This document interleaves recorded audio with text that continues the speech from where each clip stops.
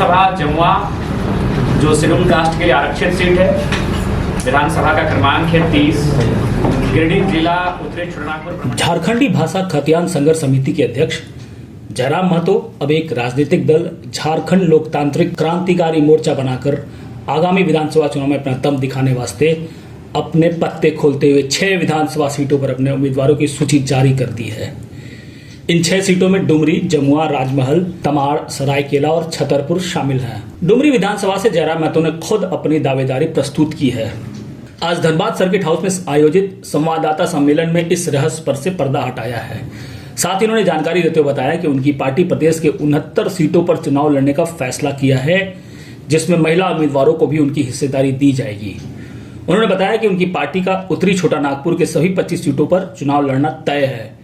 हम अपनी दमदार उपस्थिति से सबको चौंकाएंगे। साथ ही उन्होंने टुंडी, बेरमो, बागमारा और मांडू सीट से उम्मीदवारों की घोषणा जल्द करने की बात कही है।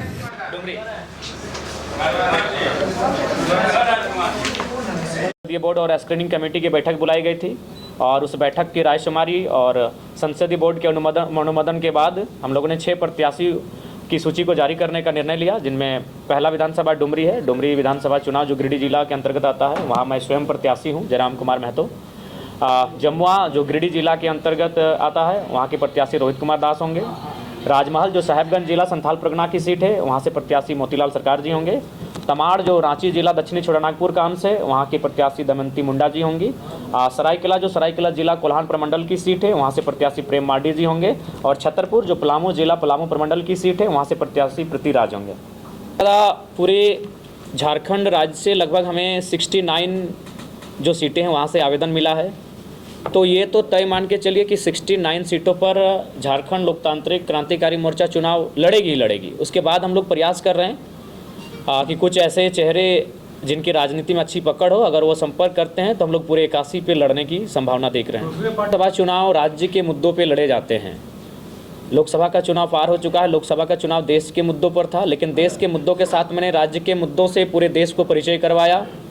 लेकिन जो राज्य के चुनाव होते हैं वो राज्य के मुद्दों के साथ होते हैं, इसलिए राज्य का जो मुद्दा है वो ज्वलंत मुद्दा, क्योंकि हम लोग अभी धनबाद में बैठे हैं और धनबाद का ज्वलंत मुद्दा अगर है तो कहीं ना कहीं आज विस्थापन है, कोल एरियाज में जो नियोजन मुआवजा है, यानी एक उद्योग नीति, विस्थापन नीति, और उससे सबसे महत्वपूर्ण खतियान के आधार पर झारखंड में एक स्थानीय नीति बने।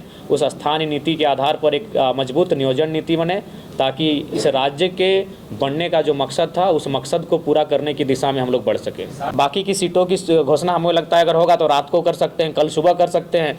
तो मतलब ये 6 सीटें हम लोग लगभग 12 घंटा मीटिंग किए हैं। 12 घंटा के निष्कर्ष के बाद हमें लगा कि ये 6 सीटें फिलहाल इन पर किसी प्रकार का मनमुटाव देखने की स्थिति में हम लोग नहीं थे, तो 6 सीटों से हम लोग शुरुआत करने जा रहे हैं। सीट से चुनाव लड़ेंगे और इसकी घोषणा तीसरे चौथे जब सूची जारी की जाएगी उस समय की जाएगी। देखिए, चॉइस की अगर बात करें तो टुंडी मेरा घर पड़ता है।